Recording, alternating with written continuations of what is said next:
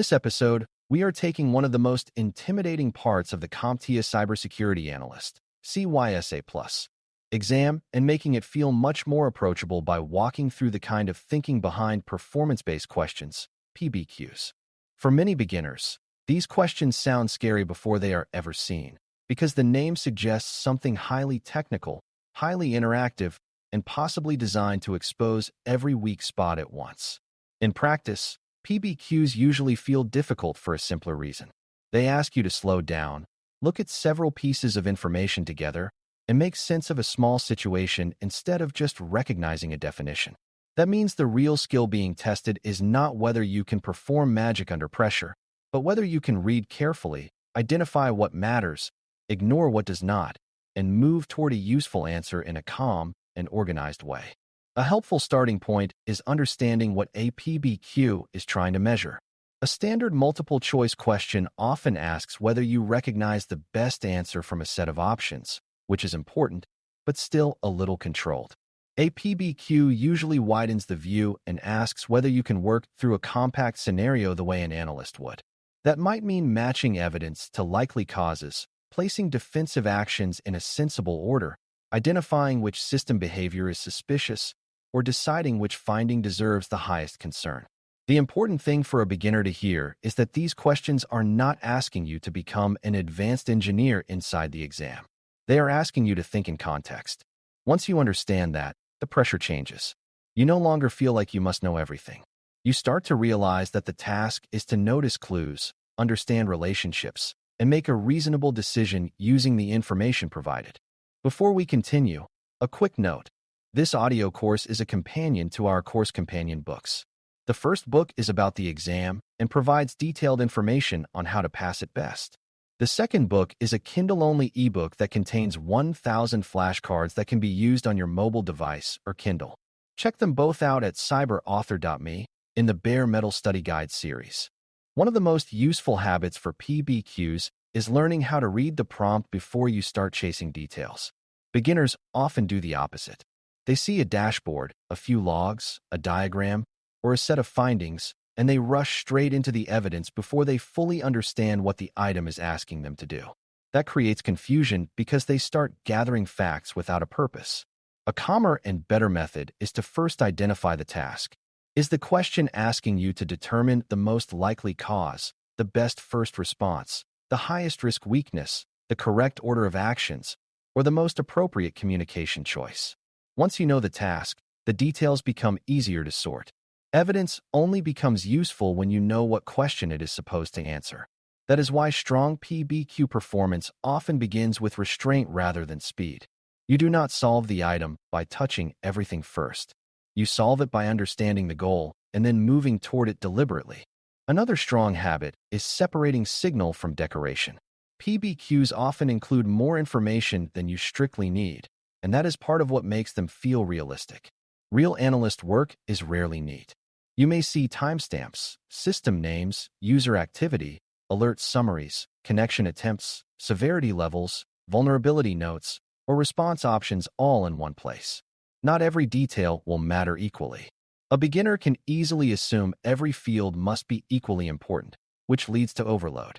What helps is asking which details speak directly to the task in front of you. If the item is about suspicious login behavior, then user location, time, system access, and account privileges may matter more than a background note about a routine update. If the item is about containment, then what is exposed and how it is spreading may matter more than a long history of older unrelated events. Strong analysts do not merely collect details. They rank them in importance based on the problem they are trying to solve. Let's walk through a simple type of PBQ that many beginners can imagine clearly. You are shown a small collection of endpoint events tied to one workstation and one user account.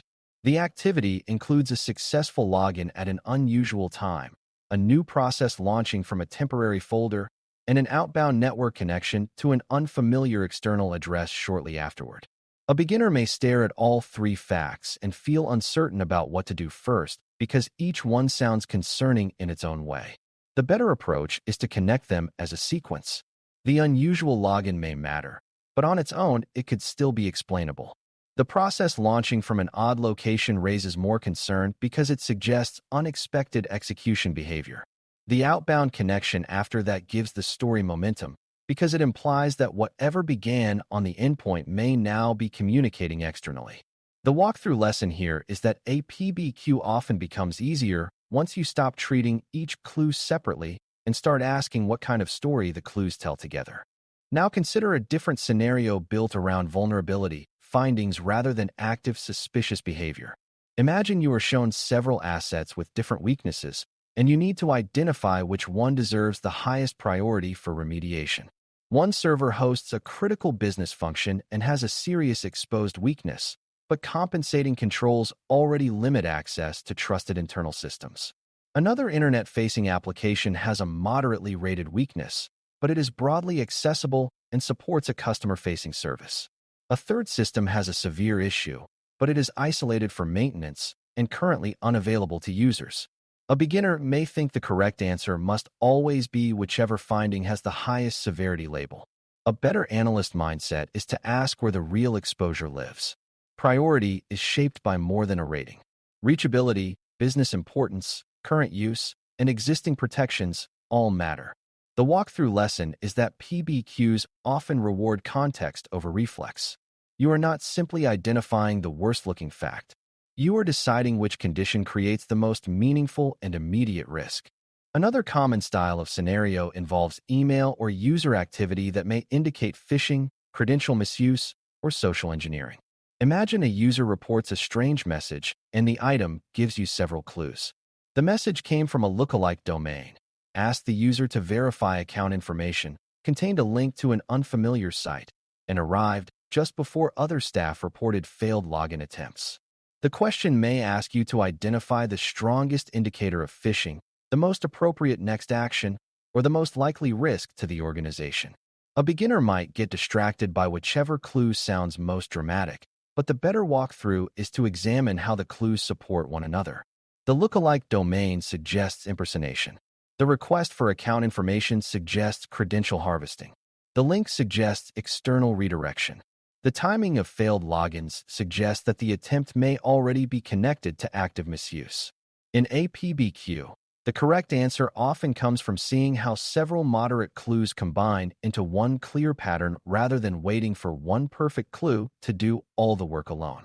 Network-focused PBQs can feel especially intimidating because they often compress a lot of visible activity into a small amount of space. A beginner may see internal systems, external systems, connection attempts, protocols, ports, or directional arrows and feel as though too much is happening at once. What helps is reducing the situation to a few plain language questions. Who is talking to whom? Is that communication expected?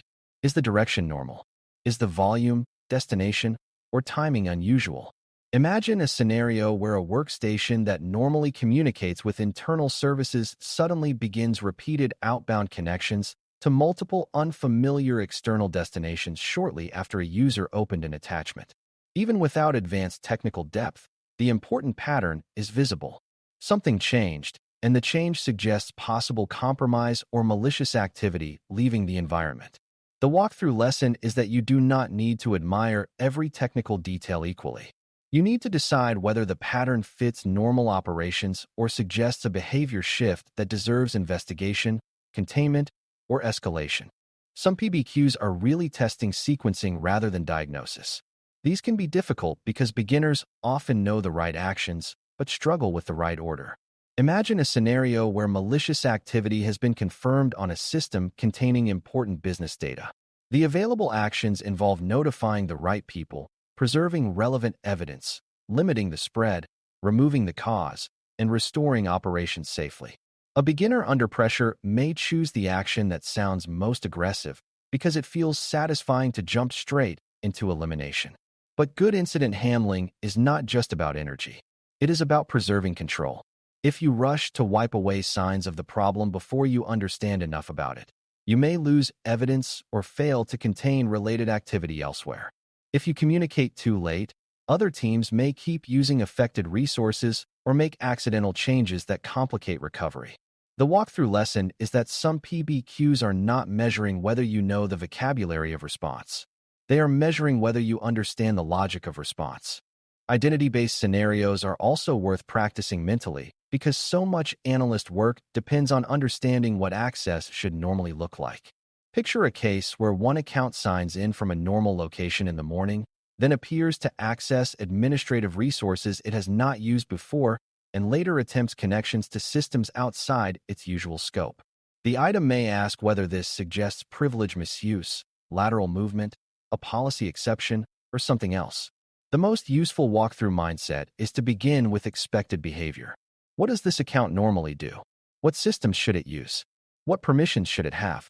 When an identity steps outside its usual pattern, that does not automatically confirm an attack, but it does create investigative value.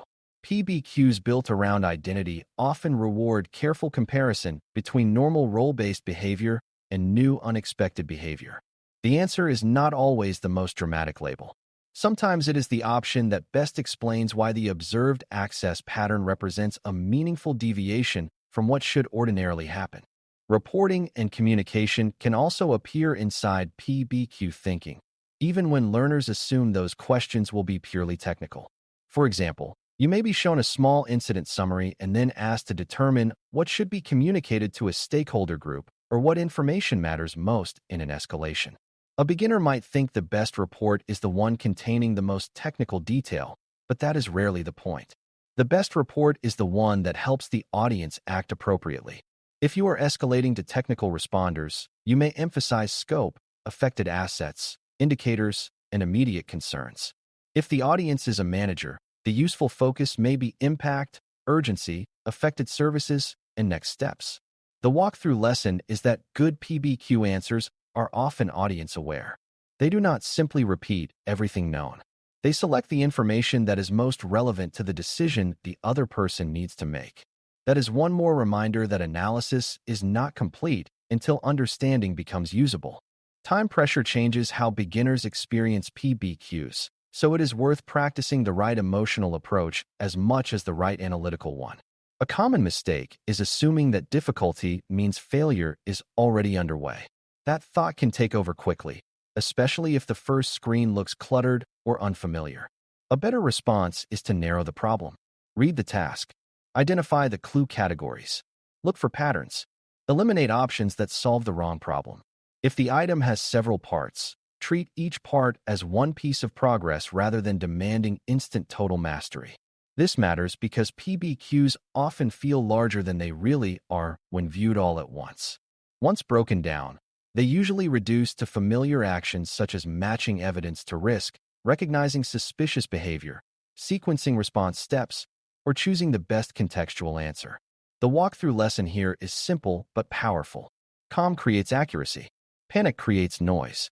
Your job is to keep turning the large-looking problem back into smaller decisions you know how to make. There are also several predictable mistakes that beginners make with PBQs, and walking through them now can make them less likely later. One mistake is overcommitting to the first clue and refusing to revise your interpretation when later details suggest a different picture. Another is reading too quickly and missing a word that changes the whole task, such as asking for the first action instead of the final action, or the highest priority instead of the most severe-looking issue.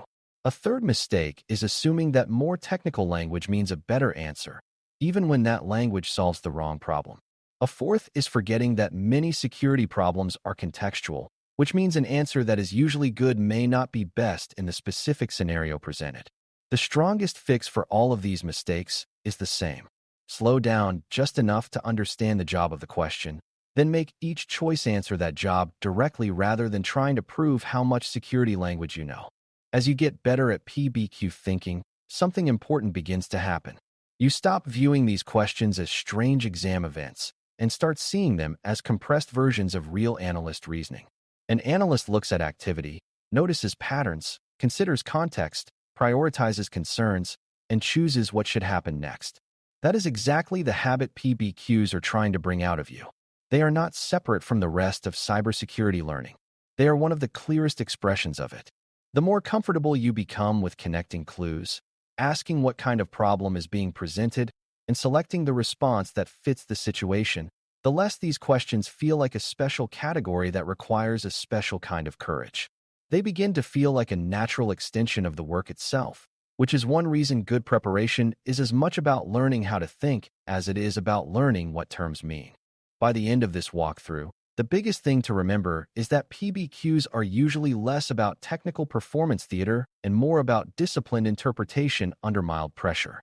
They ask you to read carefully, identify the real task, notice which clues matter most, and choose actions or conclusions that fit the situation rather than merely sounding impressive.